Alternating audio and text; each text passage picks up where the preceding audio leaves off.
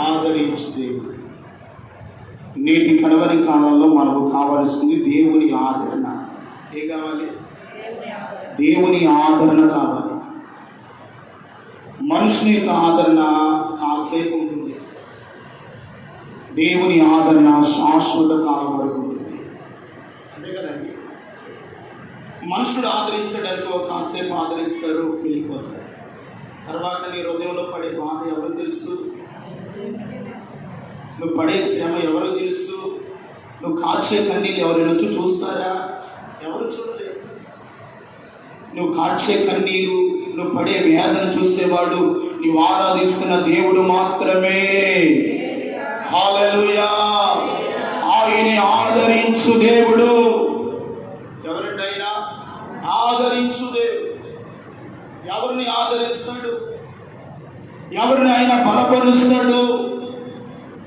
ఎవరిని ఆయన తన ఆదరణ చేత నింపుతాడు అని మనం ఆలోచన చేస్తే పరిశుద్ధమైన బైబిల్లో నుండి అపోస్తలుడైన పౌలు గారు కొరింథీ సంఘానికి రాసినటువంటి పత్రిక, అపోస్తలుడైనటువంటి పౌలు గారు కొరింథీలకు రాసినటువంటి పత్రిక, 2వ పత్రిక, 7వ అధ్యాయము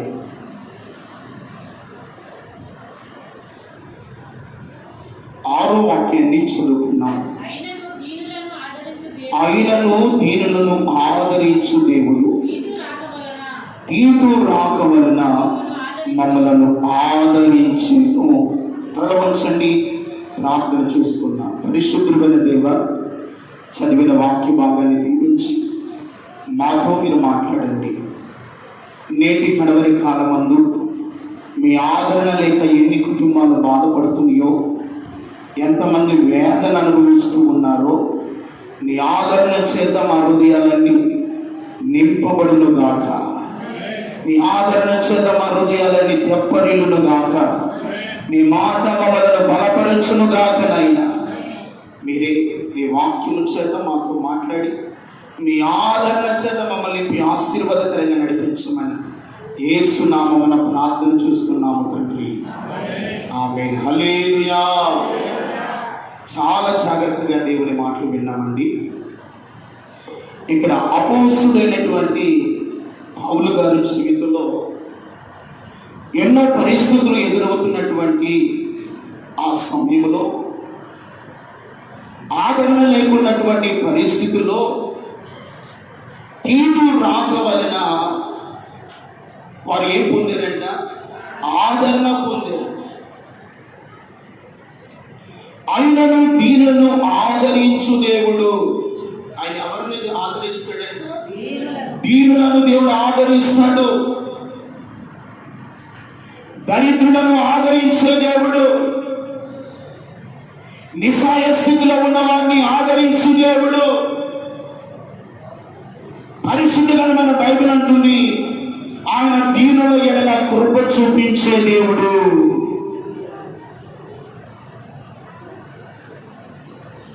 ఆయన దీనుల ఎడల దయ చూపించే దేవుడు. ఆయనను దీనుల ఎడల ఆదరించు దేవుడు. తీతు రాక వలన మమ్మలను ఆదరించాడు. ఈరోజున దేవుని ఆదరణ మనకు అవసరం. దేవుని ఆదరణ ఎంతవరకు అవసరం అంటే, మనం పడే శ్రమలోను, మనం పడే కష్టములను, మనం పడే బాధలలో దేవుని ఆదరణ ప్రాముఖ్యమైనది. దేవుని ఆదరణ మనకు కావాలి. వారు ఏ రీతిగా పౌలు గారు ఆదరణ లేక శ్రమల చేత ఏ రీతిగా బాధపడుతూ వచ్చాడో పైవచ్చును అంటాడు, మేము మాసిదోనియాలో ఉన్నప్పుడు మా శరీరములకు ఏమాత్రమైన విశ్రాంతి లేదు. ఎటు పోయినను మాకు శ్రమయే. వెలుపట పోరాటములు. ఎక్కడంట? వెలుపల పోరాటము, లోపట భయము. వారు ఎటుపోయినను ఎక్కడికి వెళ్ళినను వారికి శ్రమయే. మాకు ఏమి లేదంటున్నారు, విశ్రాంతి లేదు. దేవుని బిడ్డలారా, ఈ రోజున మనం ఎటుపోతున్న శ్రమే కదా, మనం ఎటు ప్రయాణం చేస్తున్న ఏదో ఒక భయమే కదా, ఏదో ఒక ఆందోళనకరమైన జీవితమే కదా, మన ప్రాణములకు విశ్రాంతి లేదు కదా.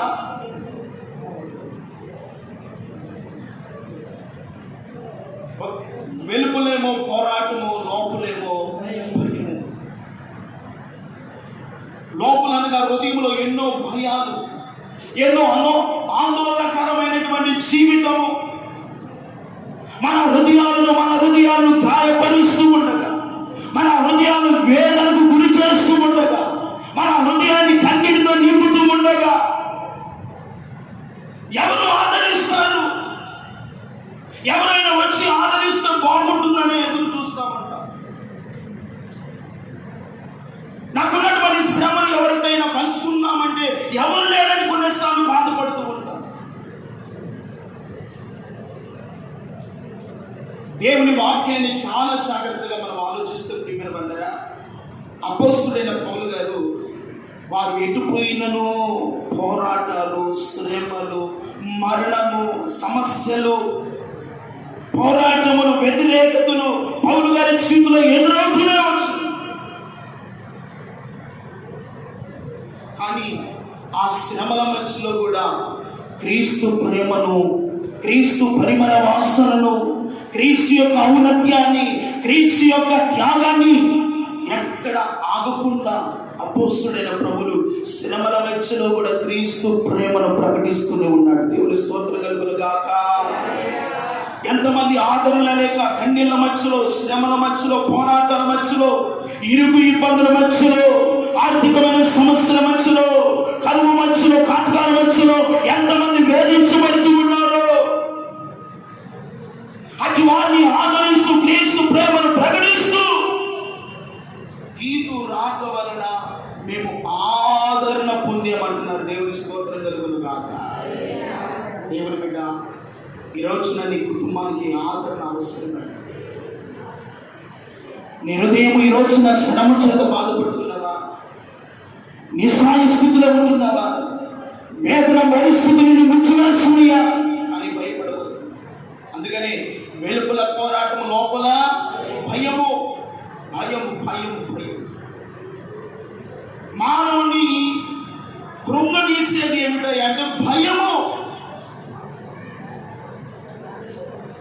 మానవుని నిస్సాయ స్థితిలోకి మార్చేది భయం. ఈ రోజున నీ హృదయంలో ఉన్న భయమును నా దేవుడే తొలగించును గాక. నీ హృదయంలో ఉన్నటువంటి ఆవేదన నా దేవుడు తీర్చును గాక. నీ హృదయంలో ఉన్నటువంటి శ్రమను నా దేవుడు మార్చును గాక.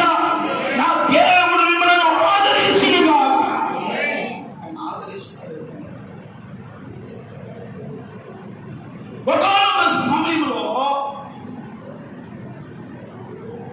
శిలోహములో ఉన్నటువంటి దేవుని మందిరానికి వెళ్ళిన ఒక తల్లి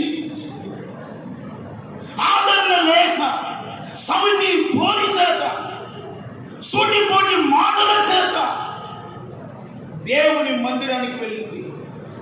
దేవుని సన్నిధిలో మనోదుఃఖముతో, వేదనతో, కన్నీళ్లతో ఆమె ప్రార్థన చేస్తూ ఉంది. దేవుని స్తోత్రం కలుగును గాక. ఎటుపోయిన ఆదరణ లేదా తల్లికి? ఇంట్లో ఉన్నటువంటి సౌండ్ కోరి ఎక్కువైపోయింది. ఆ పెళ్లి నా ముందు చూసారా? నువ్వు గొడ్రాలువి, నీ పిల్లలు లేని దానికి నువ్వు ఎదురొస్తే కలిసిపోవడం రాదు, నీ మగం చూస్తేనే కలిసిపోవడం రాదు. ఓ దరిద్రులా అని ఎన్నో పలు విధములైనటువంటి మాటల చేత ఆ తల్లిని ఎంతో బాధిస్తాం. ఆ మాటలు గుండెలో దిగమింగుకొని ఆదరణ లేక శ్రమ చేత బాధపడుతూ కన్నీళ్ళ మనసులో ఉండి, ఇక ఎక్కడికి వెళ్ళినా నా బాధ, నా శ్రమ, నన్ను ఆదరించేవాడు ఎవరు ఉండరు అని యెహోవా మందిరములోనికి వెళ్ళి దేవుని సన్నిధిలో మనో దుఃఖము గలదానిగా యెహోవా సన్నిధిలో ప్రార్థన చేయడం ప్రారంభించు. దేవుని స్తోత్రం కలుగును గాక. దేవుని బిడ్డ, ఈ రోజున నీకున్నటువంటి వేదన బట్టి, నీకున్నటువంటి శ్రమను బట్టి, నీకున్నటువంటి పోరాటాలను బట్టి, నీకున్నటువంటి కలవరాలను బట్టి, నీకున్నటువంటి భయాన్ని బట్టి ఎక్కడికి వెళ్ళినా నీకు ఆదరణ దొరకదు. కానీ నా దేవుని సన్నిధిని మీరు ఆశ్రయించగలిగితే, నా దేవుని మందిరానికి మీరు రాగలిగితే, దేవుని సన్నిధిలో మీరు ప్రార్థన చేయగలిగితే, మీ ప్రార్థనకు సమాధానం దొరికే సమయమే దేవుని ప్రార్థనా మందిరం. చెప్పగలిగితే దేవునికి మహిమ కలుగును గాక. నీకు ఆదరణ దొరికే స్థలము దేవుని మందిరమే. నీకు ఆదరణ దొరికే స్థలము దేవుని మందిరమే.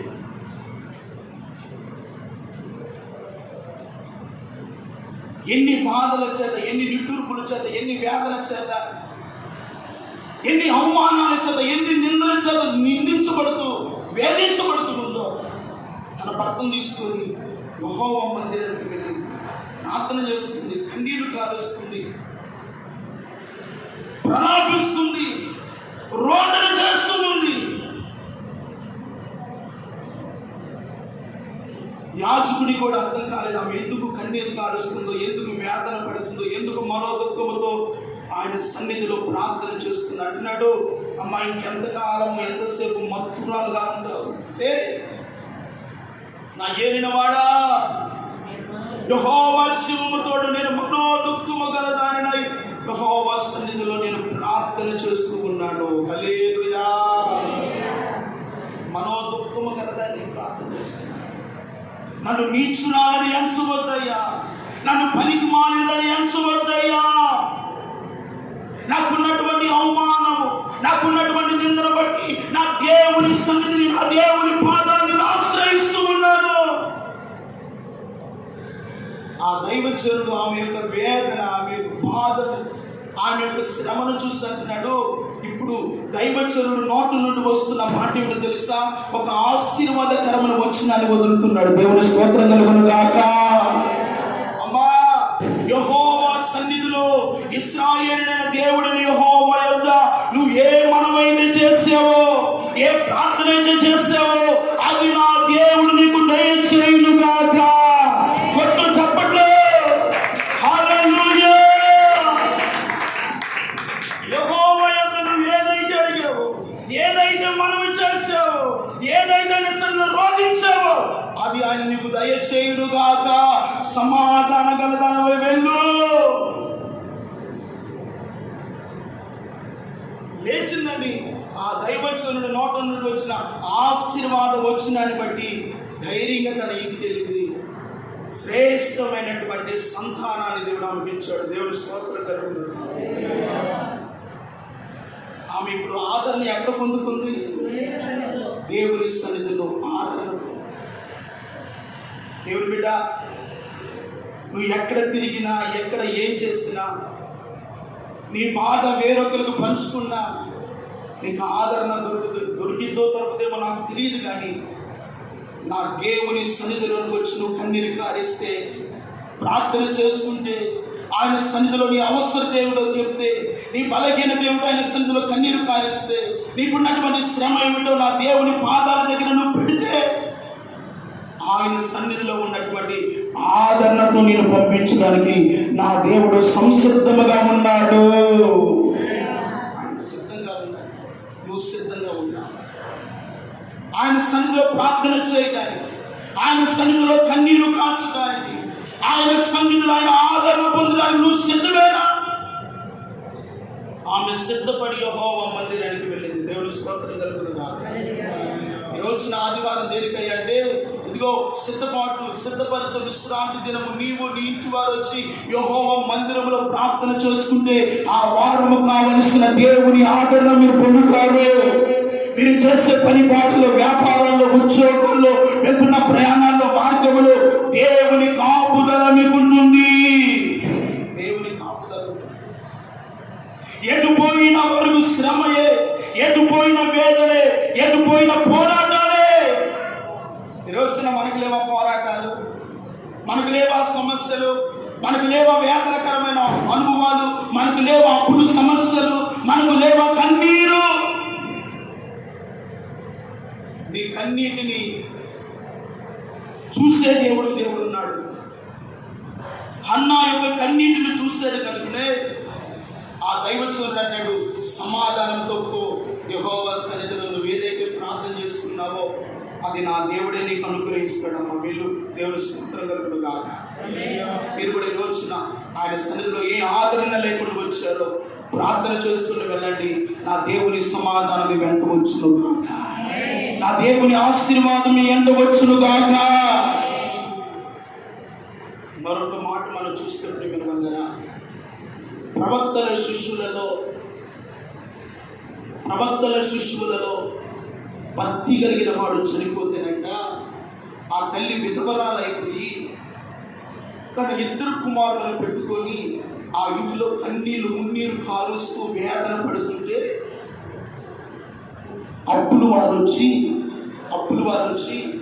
అమ్మా మా అప్పు కడతారా లేదా, మా అప్పు తీరుస్తారా లేదా, మా అక్కడికి తీరుస్తారా లేదా, తీర్చకపోతే నీ 2 కుమారులను నువ్వు ఎత్తుకొని వెళ్ళిపోతాం. ఒకవైపు నా తల్లి ఏ బాధలో ఉంది? భర్తను కోల్పోయినటువంటి వ్యాధంలో ఉంది, భర్తను పోగొట్టుకున్నటువంటి దిగులుతో ఉంది, భర్తను పోగొట్టుకొని కన్నీల మనసులో ఉంది. తిరిగి వాడు చనిపోయాడు, నీకుంది ఈమె అప్పు కట్టదో ఇప్పుడే వెళ్ళిపోయి ఆమె పాదాలు పట్టుకుని ఆమెను అడిగితే కానీ జీవితాన్ని, లేకపోతే వాళ్ళిద్దరు ఉన్నటువంటి కుమారుని తీసుకొని మన ఇంట్లో బానిసలుగా ఉంచుకున్నాం అనుకుంటున్నాను. ప్రియమైన వాళ్ళారా, ఆ తల్లిగారు ఏమి చేయాలో అర్థం కాకుండా కన్నీళ్ళ మనసులో వేదనకరమైన స్థితిలో ఇదిగో దైవజనుడి పాదాలను ఆశ్రయించింది. దేవుని స్తోత్రం కలుగును గాక. హల్లెలూయా. ఎక్కడికి వెళ్ళిందట? దైవజనుడి ఎదుగు వెళ్ళి, అయ్యా ఇదిగో ప్రవక్తల శిష్యులలో నా యజమానుడు ఎంత భక్తి కలిగిన వాడో, ఎంత విశ్వాసము గలవాడో మీరు ఎరుగుదురు కదయ్యా. ఇదిగో అప్పులు వారు వచ్చి నా 2 కుమారులను తీసుకుని వెళ్తారు, లేకపోతే అప్పు కడతారా లేదని కూర్చున్నారయ్యా. అయ్యా నా దగ్గర ఏమీ లేదయ్యా అంటుంది. ఏం చెప్తుంది? నా ఇంట్లో ఏమీ లేదయ్యా, మేము నిస్సాయ స్థితిలో ఉన్నామయ్యా, కన్నీళ్ళ మనసులో ఉన్నామయ్యా, శ్రమ చేత ఉన్నామయ్యా, నిట్టూర్పుల మనసులో ఉన్నామయ్యా, నన్నేం చేయమండో చెప్పు దైవజనుడు అని ఆయన ఎందుకు వెళ్ళి మొర్ర పెట్టుకుంటా. దేవుని స్తోత్రం కలుగును గాక. దైవజనుడు అంటున్నాడు, అమ్మా నీ ఇంట్లో ఏమి ఉంది? అయ్యా నా ఇంట్లో ఒక నూనె కుండ తప్ప మరేమీ లేదయ్యా అంటుంది. ఏముందంట? ఒక నూనె కుండ తప్ప మరేది కూడా లేదు. అమ్మా నిరుగు పొరుగు వారి అందరి దగ్గరికి వెళ్ళు, నీకు దొరికినంత ఆ కుండలన్నీ కూడా ఎరువులకు తీసుకునిరా, నీ ఇంట్లో పెట్టుకో, నీ 2 కుమారులు పెట్టుకొని తలుపు వేసుకొని నీ దగ్గర ఉన్నటువంటి ఆ కొంచెం నూనె తీసుకురా, ఆ పాత్ర నిండా నింపుమన్నాడు. దేవుని స్తోత్రం కలుగును గాక. ఎవరు సలహా తీసుకుని వెళ్ళింది? దేవుని సేవకుని యొక్క సలహా తీసుకుని వెళ్ళి, అయ్యా నేను ఈ స్థితిలో ఉన్నాను, ఈ పరిస్థితిలో ఉన్నాను, అప్పులు వారు వచ్చారు, కట్టకపోతే నా 2 కుమారులు తీసుకుని వెళ్తారంటే మీ ఇంట్లో ఏముందని చెప్తే ఆమె యథార్థమైన హృదయంతో చెప్తే నా ఇంట్లో నూనె కుండ ఉందయ్యా. దైవజనుడు చెప్పినట్టుగా వెళ్ళింది, ఆ కుండలన్నిటినీ తన ఇంట్లో సమకూర్చుకుంది. ఆ పాత్రలలో కొంచెం నూనె పోయిగా ఆ పాత్రలన్నీ కూడా నూనెతో నింపబడ్డాయి. దేవుని స్తోత్రం చెప్పండి. ఆ పాత్రలన్నీ నూనెతో నింపబడ్డాయి. నింపబడిన వెంటనే అవి అలాగే ఉంచి మరలా పరిగెత్తుకుంటూ వెళ్ళి దైవజనుడు పాదాల దగ్గరికి, అయ్యా నువ్వు చెప్పినట్లుగానే చేశారయ్యా. ఎరువునకు పోయి అనేకుల దగ్గర పాత్రలు తీసుకుని వచ్చారు, నూనె పోసారయ్యా, అవి సమృద్ధిగా నింపబడి ఇప్పుడు నన్ను ఏం చేయమంటావయ్యా అని అడిగితే, అమ్మా ఇదిగో నువ్వు ఎంతైతే అప్పు కట్టాలో అంత అప్పుల వారికి నీ అప్పు చెల్లించి మిగిలి ఉన్న దానితో నీవు నీ బిడ్డలు బ్రతికి ఉండండి అని చెప్పాడు. చప్పట్లతో దేవుడికి మహిమ కలుగును గాక. హల్లెలూయా. ప్రియమైన దేవుని బిడ్డలారా, భర్తను కోల్పోయి నిస్సహాయ స్థితిలో ఉంటే, అప్పులు వారు వచ్చి వేధిస్తూ ఉంటే, ఉన్నటువంటి ఆధారం 2 కుమారులను తీసుకొని వెళ్తామంటుంటే ఆ తల్లి ఏమి చేయాలో అర్థం కాగా దైవజనుడి ఎందుకు వెళ్ళి తన సమస్యను చెప్పుకొని దైవజనుడు సలహా తీసుకొని వెళ్ళి పాత్రలను ఏ రీతిగా తన ఇంటిలో పెట్టుకొని నూనె పోసి విశ్వాసంతో దైవజనుడు చెప్పినట్లుగా చేసిందో ఆమె అప్పులన్నీ తీర్చబడ్డాయి. దేవుని స్తోత్రం కలుగును గాక. ఇదిగో ఆ దైవజనుడు ఎలీషా ఎవరికి సాదృశ్యంగా ఉన్నాడంటే మన ఆరాధ్య దైవం అనేటువంటి ప్రభువు అయిన యేసుక్రీస్తుకు సాదృశ్యముగా ఉన్నాడు. చప్పట్లతో దేవునికి మహిమ కలుగును గాక. దేవుని పాదాలు మీరు ఆశ్రయిస్తే, ఎవరి పాదాలు? దేవుని పాదాలు ఆశ్రయిస్తే నీ అప్పులు నా దేవుడు తీర్చును గాక, నీ సమస్యలు నా దేవుడు వినిపించును గాక, నీ కన్నీటిని నా దేవుడు పిలుచును గాక, నీ శ్రమ దుఃఖములు ఆశీర్వాదకరంగా నా దేవుడు మార్చును గాక. ఆమె సంతోషముతో ఆనందముతో తన 2 కుమారులు తీసుకొని వెళ్ళి దేవుని స్తోత్రం కలుగును గాక. దేవుని బిడ్డలారా, ప్రభు పాదాలను మనం ఆశ్రయించాలి. ఆమె దేవుని సన్నిధిని ఆశ్రయించింది. రెండవది, మన ప్రభువైన యేసయ్య పాదాల యొద్దనే మన పరిస్థితి, మన సమస్యలతో, మన కలవరాలతో, మన భయానికి, మన దుఃఖానికి, మన ఆందోళనకరమైనటువంటి స్థితికి ఆదరణ దొరికే స్థలమే దేవుని పాదాల యొద్దకు నువ్వు రావాలి. దేవుని స్తోత్రం కలుగును గాక. దేవుని పాదాల దగ్గరికి రా. ఎవరో పాదాల దగ్గరికి వెళ్ళి కూర్చొని కన్నీళ్ళు కాల్చి అయ్యా నాకు సహాయం చేయి, నాకు సహాయం చేయని మనుషుల పాదాలు పట్టుకుంటే ఉపయోగం లేదు. నీ దేవుని పాదాలు పట్టుకుంటే ఆయనని నీ అవసరత, నీ శ్రమ నుండి, నీ ఆర్థిక సమస్యల నుండి, నీ దరిద్రత నుండి, నీ సమస్య నుండి నిన్ను బయటకు తీసుకొని రాగలిగిన వాడే నీ దేవుడు. ఆయన పాదాలు పట్టుకో. మనుషుల పాదాలు ఎంతకాలం అని పట్టుకుంటావు? ఎంతకాలం అని మనుషులను ఆదుకుంటారు? ఎంతకాలం అని వారి మీద ఆధారపడతావు? నువ్వు ఆధారపడవలసింది దేవుని పాదాల యొద్ద. దేవుని స్తోత్రం కలుగును గాక. ఆమె బంధువులు లేరండి, రక్త సంబంధికులు లేరా, తోబుట్టులు లేరా? వాళ్ళ దగ్గరికి వెళ్ళిందా? లేదు, దైవజనుడి యొద్దకు వెళ్ళింది. దేవుని స్తోత్రం కలుగును గాక. దైవజనుడు సలహా ఇస్తుంది. దైవజనుడు ఏ మాట చెప్తే ఆ మాట చేద్దాం. కొంతమంది వారు మనసులో ఆలోచించుకొని వాళ్ళంతా హృదయంలో మనసులో ప్రిపేర్ అయిన తర్వాత సేవకుని యొద్దకు వస్తారు. సేవకుని ఎలా చేద్దామంటే ఏకీభవించారు, వారికి నచ్చినట్లుగానే చేద్దాం అంటారు. దేవుడు బిడ్డలారా, ఆ తల్లి ఆశీర్వదింపబడటానికి, అప్పులు తీర్చబడటానికి దైవజనుడు సలహా తీసుకుంది. దేవుని స్తోత్రం కలుగును గాక. దైవజనుడు పాదాల ఎందుకు వెళ్ళింది, ఆయనకు మొర పెట్టుకుంది. అనుకునే ఆమె అప్పులు తీర్చబడ్డాయి. ఆమె బిడ్డలు ఆనందకరంగా ఆదరణతో నింపబడి సమాధానకరంగా వెళ్ళారు. దేవుని స్తోత్రం కలుగును గాక. 3వ పాయింట్ చెప్పి నేను ముగిస్తాను. భక్తుడైన దావీదు అంటాడు, 23వ కీర్తన 4వ వచనం అంటాడు, 23వ కీర్తన 4వ వచనం, గాఢంధకారపు లోయలో నేను సంచరించినను ఏ అపాయములకు నేను భయపడను. ఇదిగో నీవు నాకు తోడయుండువు, నీ దుడ్డు కర్రయు నీ దండము నన్ను ఆదరించను. దేవుని స్తోత్రం కలుగును గాక. ఏది ఆదరించిందంట? దేవుని యొక్క దుడ్డు కర్ర, ఆయన దండము నన్ను ఆదరించారు. ఎక్కడున్నాడు దావీదు? గాఢాంధకారపు లోయలో, గాఢాంధకారపు చీకటిలో. ఈరోజు నా నీ కుటుంబంలో చీకట, గాఢాంధకారమా, కన్నీళ్ళ, వేదన, కానీ నా దేవుని వాక్యమైన దుడ్డు కర్ర చేత నా దేవుడు మిమ్మల్ని ఆదరించుగాక.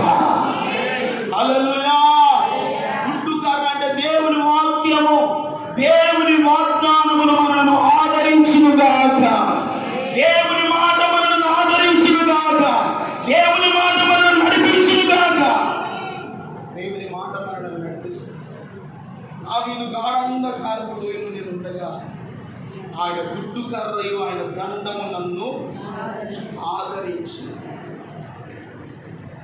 భయపడవద్దు దేవుని బిడ్డారా. దేవుడు మనకి ఇచ్చిన వాగ్దానాలు ఉన్నాయి. దేవుని వాక్యం ఉంది. ఆయన వాక్యం అనే దుడ్డు కర్ర చేత, ఆయన దండము చేత మనం ఏం చేస్తాడంటే ఆయన ఆదరిస్తాడు. అందుకే 119వ కీర్తన అంటాడు, నీ వాక్యమే నన్ను బ్రతికించుచున్నది, నా బాధలలో ఇదే నాకు నెమ్మది కలిగించుచున్నది. దేవుని స్తోత్రం కలుగునుగా.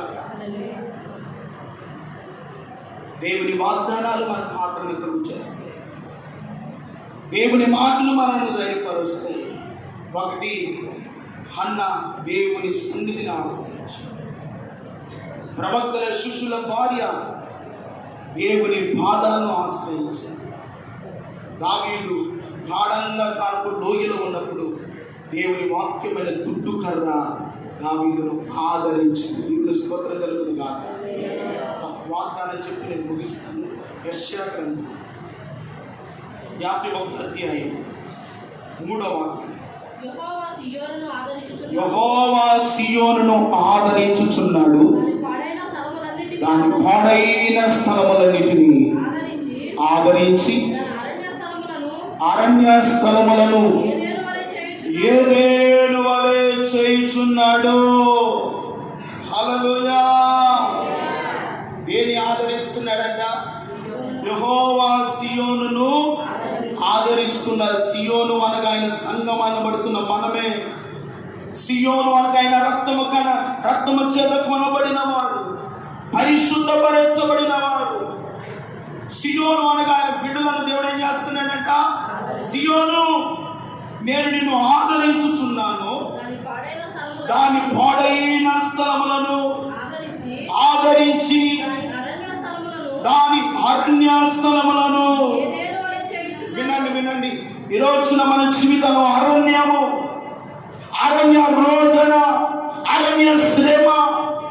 ఇదిగో అరణ్య రోదనను, అరణ్య శ్రమను, నీ దుఃఖమును, నీ పరిస్థితులను దేవుడు ఎలాగ మార్చబోతున్నాడంటే ఏదేను వలె మార్చబోతున్నాడు.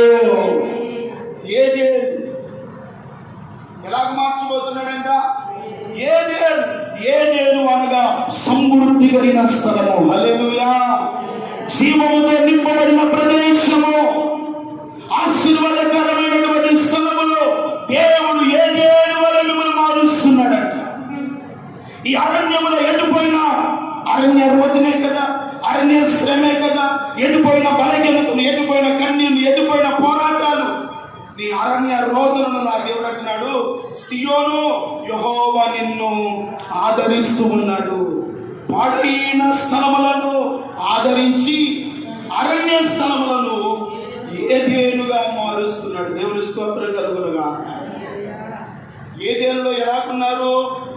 ఆదాము అవ్వలో సమృద్ధిగా ఉన్నారు కదా, ఆశీర్వాదకరంగా ఉన్నారు కదా. చెట్టా పట్టాలు వేసుకొని ప్రతిరోజు దేవునితో మాట్లాడుతూ, దేవుని సన్నిధిలో గడుపుతూ ఏదేనులో సుఖవంతమైన జీవితాన్ని అనుభవిస్తూ ఉన్నారు. దేవుని స్తోత్రం కలుగునుగాక.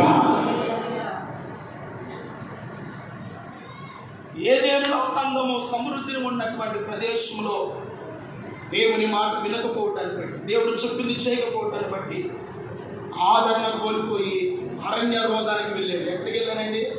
అరణ్య రోదనం, ముళ్ళ తుప్పులు, గచ్చబొదలకు వెళ్ళారు, అరణ్యానికి వెళ్ళారు, పాడైన స్థలానికి వెళ్ళారు. చెమట కాచి, కన్నీళ్లు కాచి, చెమట వచ్చి కష్టపడుతున్నారు, కానీ వారి రోదన వినే నాదులు ఎవరు కూడా లేదు. ఈరోజు నన్ను అరణ్య రోదన ఎవరైనా వింటారా? ఎవరిదైనా మన సమస్యలు పంచుకుంటే ప్రియమైన వాళ్ళరా, ఒకవేళ సానుభూతి చూపించే వాళ్ళు కొంతమంది ఉంటారు, కొంతమంది అంటారు వాడికి అలాగే జరగాలి, వారికి అలాగే ఉండాలి అనుకునే వాళ్ళు మరి కొంతమంది ఉంటారు. దేవుని బిడ్డలారా, నీ అరణ్య రోదన తీర్చగలిగిన వాడు, నీ శ్రమను మార్చగలిగిన వాడు, సియోనును ఆదరిస్తున్న దేవుడు. హల్లెలూయా. ఈ రోజున మీరు ఒట్టి చేతులతో వెళ్ళకూడదు. దేవుని ఆదరణతో మీ హృదయంలో నింపబడి వెళ్ళాలి. నీ జీవితం అరణ్య రోదన ఏదేను వలె మార్చబడుతూ వెళ్ళాలి. నీ దుఃఖము, నీ తూర్పును ఆశీర్వాదకరంగా మార్చబడాలి. దీవెనకరమైన కృపతో మీరు నింపబడాలి. నా దేవుడు కోరుతున్నాడు, నా దేవుడు దేవుడు ఆశిస్తా ఉన్నాడు. దేవుని బిడ్డగా ఆలోచించండి. నువ్వు ఏ అరణ్య రోధనతో ఈ స్థలానికి వచ్చావు, అలా అరణ్య రోధనతో వెళ్ళకూడదు. ఒక ఆదరణకరమైనటువంటి స్థితితో నువ్వు వెళ్ళాలి. దేవుని స్తోత్రం కలుగును గాక. ఒక సమాధానం కలిగిన స్థితితో నువ్వు వెళ్ళాలి. అందుకని ఆయనను దీనులను ఆదరించు దేవుడు. ఎవరిని ఆదరిస్తాడంట? దీనులను. ఎవడు దీనుడై నలిగిన హృదయం గలవాడై ఆయన మాట విని వణుకుచూ ఉంటారో, ఆయన మాట విని లోబడుతూ ఉంటారో, ఆయన మాట విని భయభక్తులు కలిగి ఉంటారో, ఆయన మాటను విని ఎక్కడ కుడి ఎడమలకు తొలగిపోకుండా ఆయన మాట విని దేవుని సన్నిధిలో వణుకుతూ దీనులై తగ్గించుకుని ఉంటారో, వారి మీద నా దేవుని ఆదరణ, నా దేవుని దృష్టి నిలుచునుగాక. హల్లెలూయా. వారి మీద ఉంటుంది. దేవుని మాట వినడం మీద, దేవుడు చెప్పింది చేయని వారి మీద, దేవుడి వాక్యానుసారంగా జీవించని వారి మీద దేవుని దృష్టి ఉండదు. దేవుని ఆదరణ పొందుతుంది. ఆయన మాటలు విని వణికేవారు కావాలి. ఆయన మాటలు విని లోబడేవారు కావాలి. ఈరోజు ఆయన మాటలు విని ఆయన లోబడినప్పుడు మనం దేవుడు ఆదరిస్తాడండి, దీవిస్తాడండి. అందుకని కొరింథీ పత్రికలో అంటాడు, కనికరము చూపించు తండ్రి సమస్తమైన ఆదరణ మనకు అనుగ్రహించి ఎట్టి శ్రమలో ఉన్న వారినైనను ఆయన ఆదరించే దేవుడు అంట. దేవుని స్తోత్రం కలుగును గాక. ఆయన ఎవరినెవరిని ఆదరిస్తారంట? తండ్రి లేని వారిని, విధవరాలను, దిక్కులేని బిడ్డలను వారిని ఏం చేస్తాడంట? ఆదరిస్తాడు. 145వ కీర్తనలో ఉంటాడు, ఆయన తండ్రి లేని వారికి తండ్రిగాను, విధవరాలకు న్యాయకర్తగాను, ఆయన దిక్కు లేని బిడ్డలకు అండగాను కొండగా ఉండేవాడు మన దేవుడు. కృంగిపోవద్దు దేవుని బిడ్డలారా. ఈ లోకంలో ఉన్న తండ్రి లేడని బాధపడవద్దు. పరలోకపు తండ్రి నీకున్నాడు. ఆదరించే తండ్రి నీకున్నాడు. కనికరము చూపించే తండ్రి నీకున్నాడు. నీ మీద జాలిపడే తండ్రి నీకున్నాడు. ఈ లోకంలో తండ్రి తల్లి ఒక రోజున మనం విడిచి చేస్తారు, వెళ్ళిపోతారు. వాళ్ళు శాశ్వతం కాదు. మనకు తండ్రి అయిన వాడు ఒక్కడే, మనకు తల్లి అయిన తండ్రి అయిన మన ప్రభు అయిన యేసుక్రీస్తు వారు. దేవునికి స్తోత్రం కలుగును గాక. ఆయన తండ్రి అయిన దేవుడు మనకు ఉన్నాడు కనుక ఆయన తండ్రి లేని వారికి ఎలా ఉంటాడంట? తండ్రిగాను, విధవరాలకు న్యాయకర్తగాను, ఆయన దిక్కులేని బిడ్డలకు, ఆయన అనాథలను ఆదరించే దేవుడుగా ఉంటాడంట. దేవుని స్తోత్రం కలుగును గాక. దేవుని బిడ్డ, ఈ రోజున నువ్వు భయపడవద్దు, దిగులు చెందవద్దు. లోపల ఉన్నటువంటి భయాన్ని విడిచిపెట్టు, ధైర్యం తెచ్చుకో. నా తండ్రి నాకున్నాడు. ఆయన నన్ను ఆదరిస్తాడు, నన్ను బలపరుస్తాడు, నన్ను ఓదారుస్తాడు, నన్ను ధైర్యపరుస్తాడని ఆ నిరీక్షణతో, విశ్వాసంతో మీరు ముందుకు వెళ్ళగలిగితే, ఆయన బాధాలను ఆశ్రయించగలిగితే, మన దేవుడు ఎటువంటి వాడంటే హన్నాను ఆదరించి ఆశీర్వాదముతో పంపించిన దేవుడు. ప్రవక్తల శిష్యుల భార్య వచ్చి దేవుని పాదాలను ఆశ్రయించగా ఆమె అవసరం తీర్చిన దేవుడు. గాఢంధకారపు లోయలో ఉన్నటువంటి దావీదును ఆయన వాక్యమైన గుడ్డు కర్ర చేత ఆదరించిన దేవుడు. ఈ రోజున సియోను అనబడుతున్న ఆయన సంఘం అనబడుతున్న మనలను, ఆయన సార్వత్రిక సంఘంగా పిలబడుతున్న మనలను, మన అరణ్య రోదనను, మన అరణ్య శ్రమను దేవుడు ఏదేను వలె మార్చిపోతున్నాడు. దేవుని స్తోత్రం కలుగును గాక. ఆశీర్వాదకరంగా ప్రభు చేయబోతున్నాడు, దీవెనకరంగా ప్రభు చేయబోతున్నాడు. ఎక్కడ కలవరపడవద్దు, భయపడవద్దు, దిగులు చెందవద్దు. నీ ప్రభు నీ పక్కనే ఉన్నాడు. ఆయన నీతో ఉండి ఎల్లప్పుడూ నేను ఆదరించి బలపరిచేవాడే. ఈ రోజు నేను ప్రకటిస్తున్నా మన ప్రభు అయిన యేసుక్రీస్తు వారు. దేవుని స్తోత్రం కలుగును గాక. ఆయన ఆదరణ చేత, సమాధానం చేత ఆత్మదేవుడు మనందరిని ఆదరించి నడిపించును గాక. ప్రలోభించని ప్రార్థన.